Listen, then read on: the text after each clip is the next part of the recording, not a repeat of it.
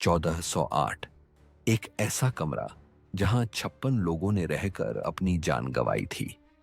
और अब एक लेखक उसी कमरे में एक रात बिताने जा रहा है। कहानी की शुरुआत होती है एक आदमी माइक इंसलेंड से। वो एक होटल में जाता है जहां उस होटल के ओनर उसे बताते हैं कि वहां के रूम में एक औरत ने आत्महत्या कर ली थी। असल में माइक एक लेखक है जो भूत प्रेत के बारे में रिसर्च करते हैं और उन पर बुक्स लिखते हैं। माइक उस कमरे की चाबी लेकर वहां रात बिताने चला जाता है। वो पूरी रात जागता है, लेकिन उसे ना तो भूत दिखता है ना ही कोई अनहोनी महसूस होती है। अगले सीन में हम देखते हैं माइक अपनी बुक साइनिंग के दौरान पूछे जाने पर बताता है कि उसने आज तक भूत अपनी आंखों से नहीं देखा, इसलिए वो मानता है कि भूत नहीं होते हैं। माइक वहां से एक कॉफी शॉप में जाता है। वो अपने फैंस के लेटर पढ़ रहा होता है।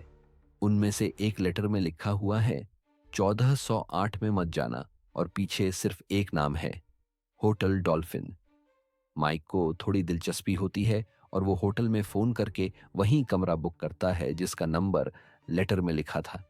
लेकिन उस होटल के मैनेजर साफ मना कर देता है।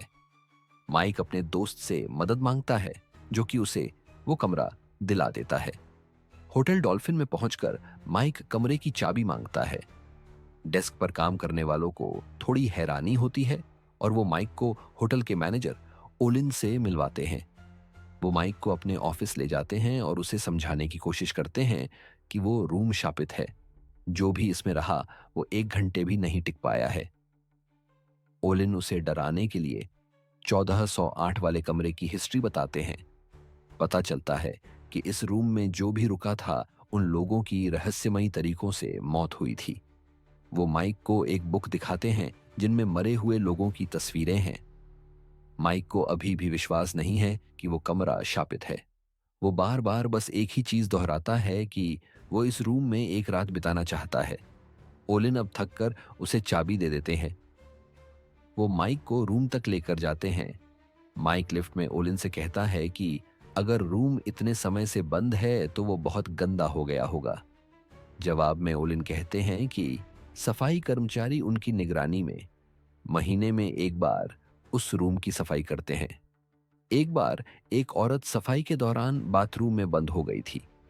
जब उसे निकालने के लिए दरवाजा तोड़ा गया तो उन्होंने देखा कि उस औरत ने अपने हाथों से खुद की आंखें नोचकर बाहर निकाल दी थी। माइक अभी भी पीछे हटने को तैयार नहीं है। वो उस कमरे तक पहुंच जाता है। देखने में कमरा आम लग रहा था। माइक वहां की हर एक चीज को ध्यान से देखने लगता है और उन्हें रिकॉर्ड करता है अपनी बुक के लिए। कमरे में लगी हुई पेंटिंग, रेडियो और खराब हुआ थर्मोस्टेट। माइक बाथरूम को भी चेक करता है जहां उस औरत ने खुद को अंधा कर लिया था। वहां भी उसे कुछ अजीब नहीं लगता। वो टिश्यू लेकर अपना चेहरा साफ करता है और बाहर आकर कमरे की खिड़की से बाहर देखने लगता है। अचानक बहुत जोर से गाने की आवाज आती है।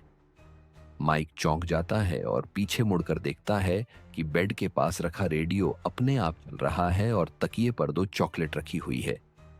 वो रेडियो बंद करता है और कमरे की तलाशी लेता है। उसे लग रहा है कि ये सब कोई भूत नहीं, कोई इंसान कर रहा है। वो बाथरूम में जाता है और देखता है कि जो टिश्यू पेपर उसने इस्तेमाल किया था वो अब किसी ने सही कर दिया है।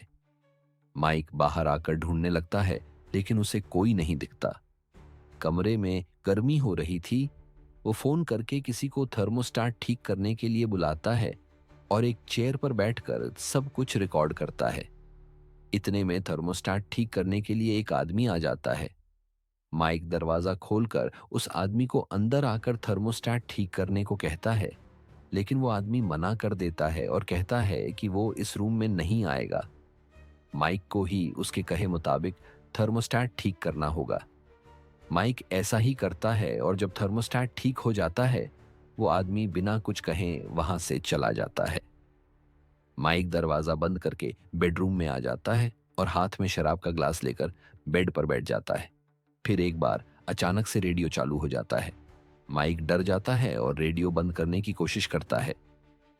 रेडियो बंद तो हो जाता है, लेकिन उसके साथ रखी घड़ी में टाइम उल्टा चलने लगता है। माइक महसूस करता है कि उसे सुनाई देना बंद हो गया है। वो खिड़की से बाहर झांकता है। नीचे गाड़ियां चल रही हैं, लेकिन उसे किसी की आवाज सुनाई नहीं दे रही। वो वापस अंदर आता है और खिड़की अपने आप बंद हो जाती है। माइक के हाथ पर बहुत चोट लग जाती है। वो खिड़की खोलकर अपना हाथ निकालता है, जो कि खून से लथपथ हो गया है। वो बाथरूम में जाकर अपना हाथ नल के पानी से धोता है, जिसमें से अचानक गर्म पानी आने लगता है और उसका हाथ बुरी तरह जल जाता है। वो टॉवल से नल बंद करता है और रूम में आ जाता है। जब वह अपने हाथ पर कपड़ा बांध रहा होता है, तब अचानक फोन बजता है। माइक फोन उठाता है और सामने से एक लड़की की आवाज आती है और बताता है कि उसके हाथ में चोट लगी है और उसे होटल से चेकआउट करना है। लेकिन वो लड़की माइक की बात नहीं सुनती और अजीब से जवाब देने लग जाती है। माइक फोन रख के अपना सामान लेता है और बाहर की ओर भागता है। वो चाबी से दरवाजा खोलने की कोशिश करता है, लेकिन चाबी टूट जाती है। साथ ही उसका हैंडल भी निकल जाता है। माइक भागकर खिड़की के पास जाता है और चिल्लाने लगता है। उसे अपने ठीक सामने बिल्डिंग में एक आदमी दिखाई देता है। वो चिल्लाता है और उसे इशारे करने लगता है। पहले तो वो आदमी उस पर ध्यान नहीं देता, लेकिन बाद में वो माइक की नकल उतारने लग जाता है। जैसे जैसे माइक इशारा करता, वो आदमी भी ठीक वैसे ही इशारा दोहराता। माइक अब एक लैंप उठाता है और सामने जो देखता है वो देखकर शायद किसी के भी होश उड़ जाए। सामने वो आदमी भी लैंप उठा लेता है और तभी माइक देखता है कि वो आदमी कोई और नहीं, खुद माइक ही है और एक आदमी उस पर पीछे से हमला करता है। माइक अपने बगल में देखता है और अचानक उस पर भी वही आदमी हमला कर देता है। माइक उससे बचने की कोशिश करता है और कुछ देर बाद वो आदमी गायब हो जाता है। माइक अब पूरी तरह अपना दिमागी संतुलन खो रहा है। उसे लगने लगता है कि वहां कैमरा लगाया हुआ है, कोई उसे देख रहा है और उसने माइक की शराब में नशे की दवाई मिलाई है। अचानक उसे एक छोटी बच्ची की आवाज सुनाई देती है। माइक आवाज का पीछा करते हुए अंदर कमरे में आता है, जहां टीवी अपने आप चालू हो जाता है। उसमें एक छोटी बच्ची, उसकी माँ और माइक दिखाई देते हैं।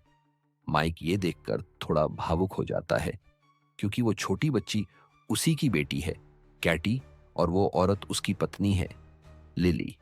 टीवी बंद होने पर उसे अजीब से लोग दिखाई देते हैं जो खिड़की से बाहर कूद रहे हैं। माइक को कुछ समझ नहीं आता ये सब क्या हो रहा है।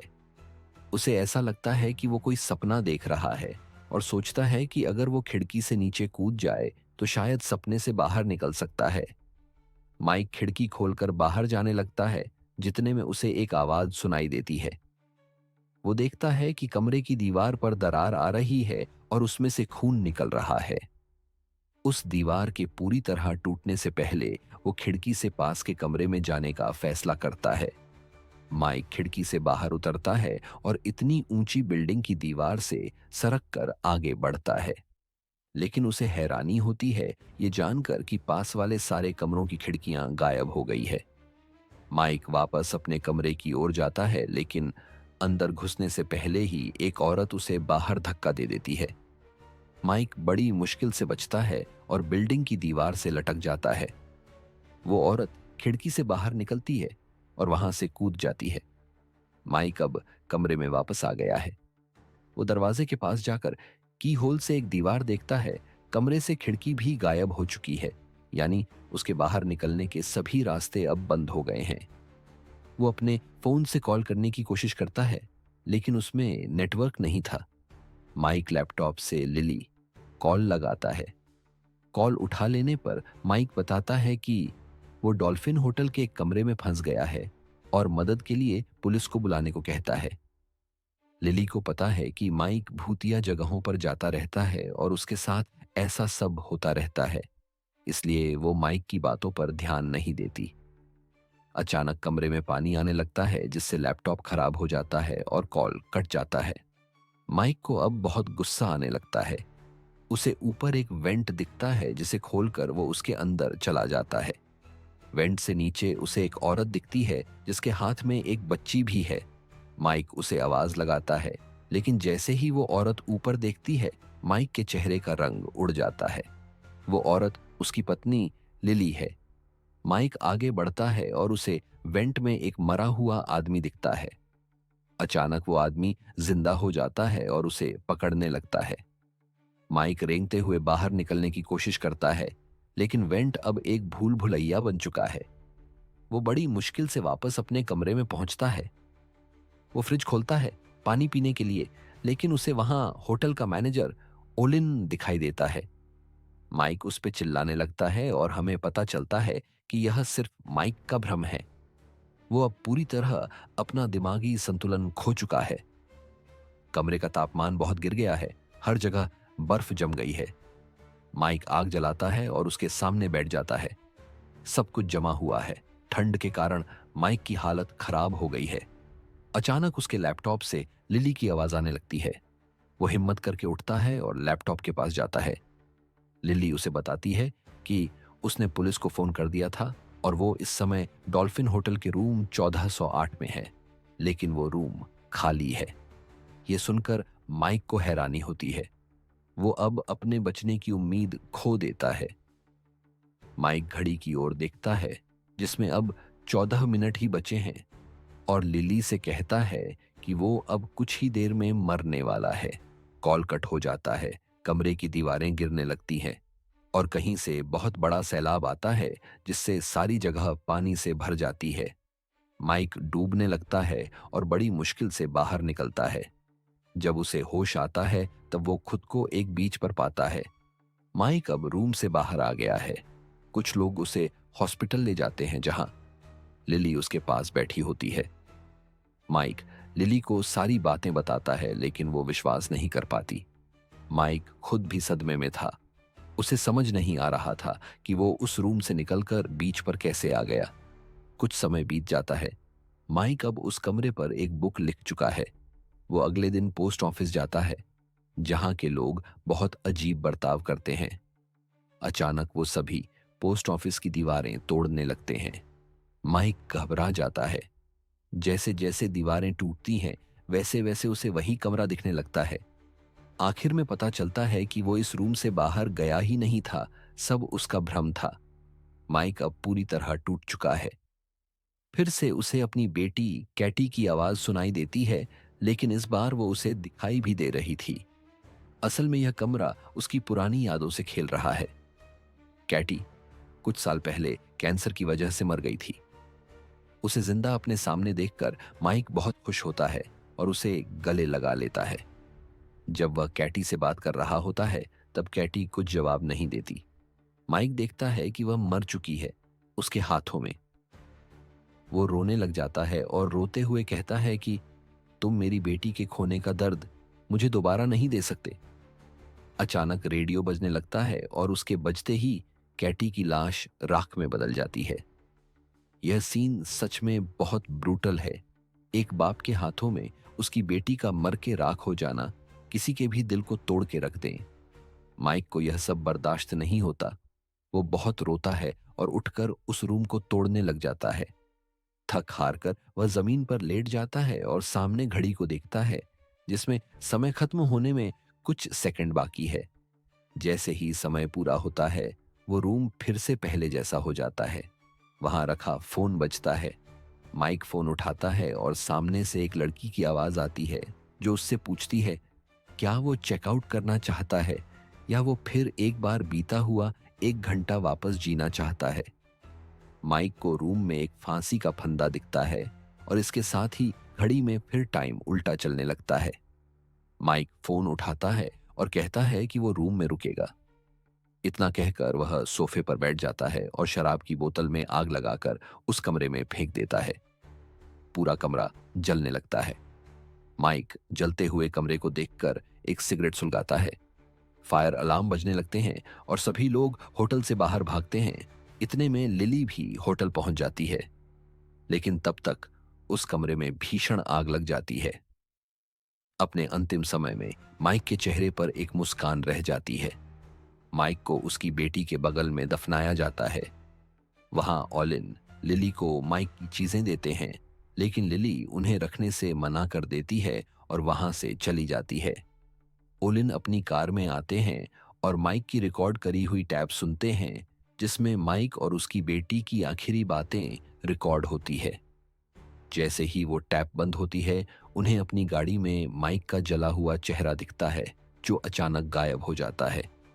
आखिरी सीन में हम देखते हैं माइक डॉल्फिन होटल के कमरे 1408 में है। उसे कैटी पापा करके बुलाती है और माइक अपनी बेटी के पास चला जाता है, और इसी के साथ मूवी यही खत्म हो जाती है।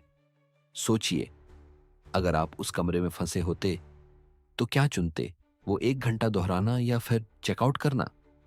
अपना जवाब नीचे कमेंट करें और साथ ही लिखिए अगला वीडियो किस पसंदीदा फिल्म पर देखना चाहेंगे।